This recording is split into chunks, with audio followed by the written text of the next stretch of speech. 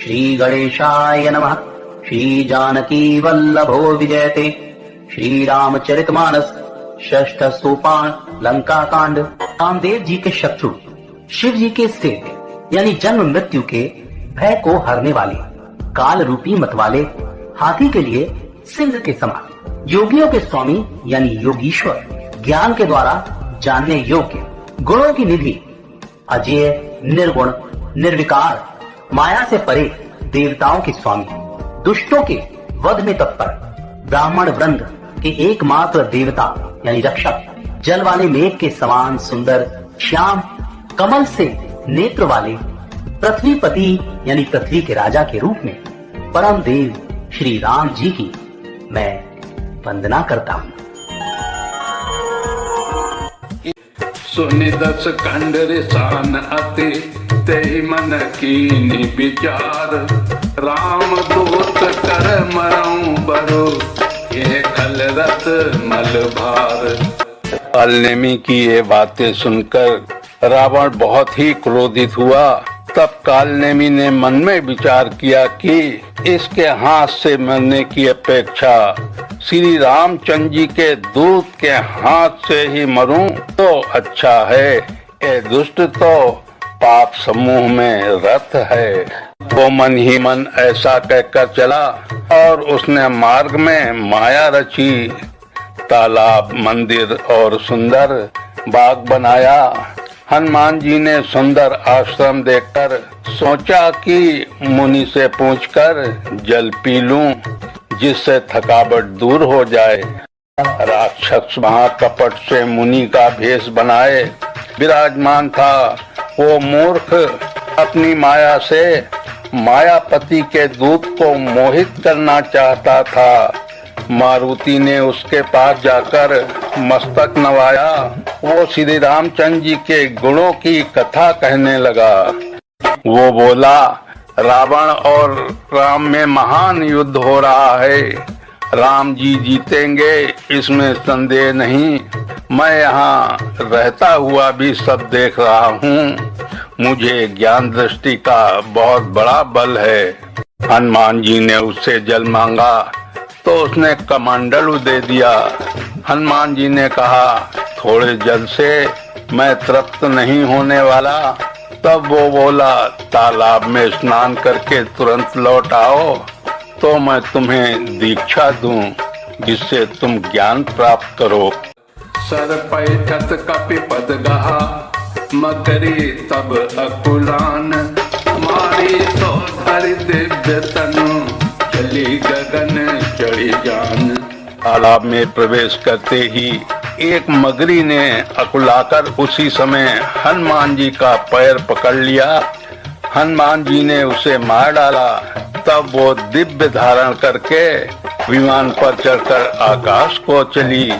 उसने कहा, हे बानर, मैं तुम्हारे दर्शन से पाप रहित हो गई। हे तात, श्रेष्ठ मुनि का साप मिट गया। हे कपि, ये मुनि नहीं है, घोर निशाचर है। मेरा वचन सत्य मानो। ऐसा कहकर जो ही वो अप्सरा गई, तभी हनुमान जी निशाचर के पास गए। हनुमान जी ने कहा, हे मुनि, पहले गुरु दक्षिणा ले लीजिए, पीछे आप मुझे मंत्र दीजिएगा। हनुमान जी ने उसके सिर को पूंछ से लपेटकर उसे पछाड़ दिया। मरते समय उसने अपना राक्षसी शरीर प्रकट किया। उसने राम राम कहकर प्राण छोड़े। ये उसके मुंह से राम नाम का उच्चारण सुनकर हनुमान जी मन में हर्षित होकर चले। उन्होंने पर्वत को देखा पर औषधि न पहचान सके।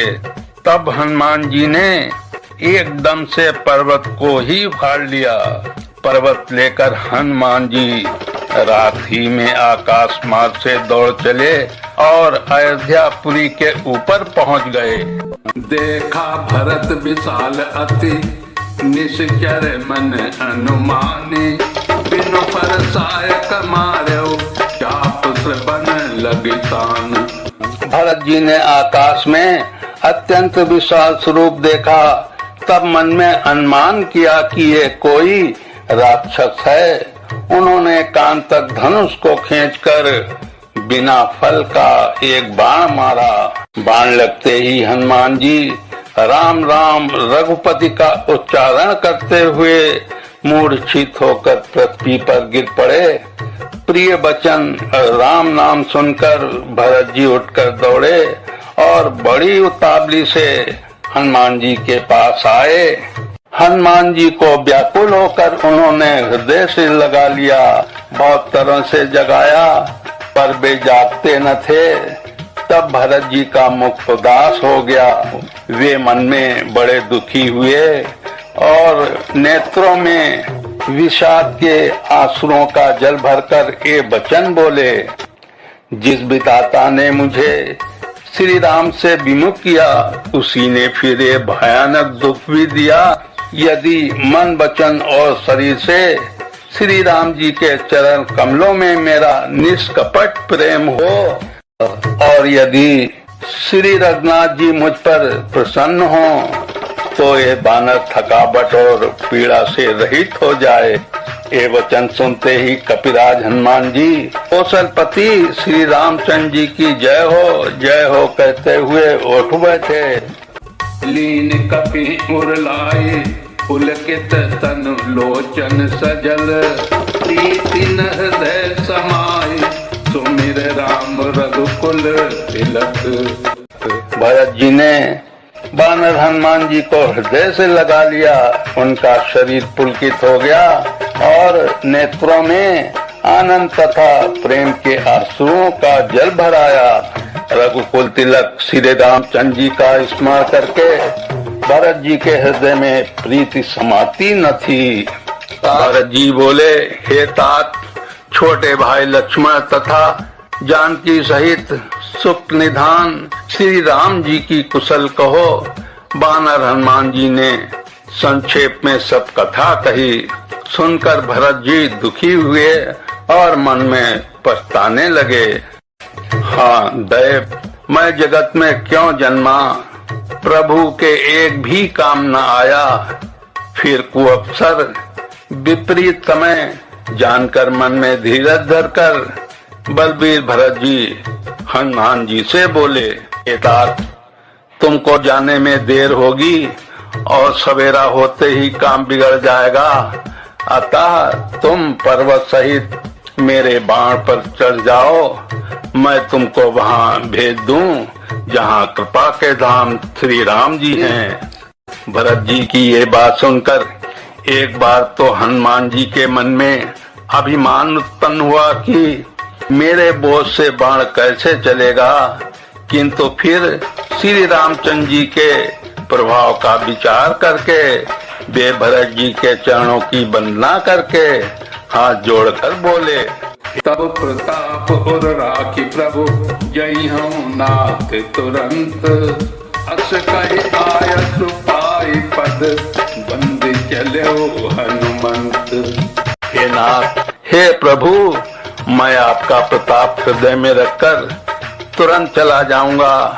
ऐसा कहकर आज्ञा पाकर और भरत जी के चरणों की वंदना करके हनुमान जी चले। भरत बाहुबल शील गुण प्रभु पद प्रीति अपार, मन महु जात सराहत पुनि पुनि पवन कुमार। भरत जी के बाहुबल, शील, सुंदर स्वभाव, गुण और प्रभु के चरणों में अपार प्रेम की मन ही मन बारंबार सराहना करते हुए मारुति हनुमान जी चले जा रहे हैं। जय हो महावीर हनुमान। बोलिए श्यामपति रामचंद्र की, पवन सुत हनुमान की।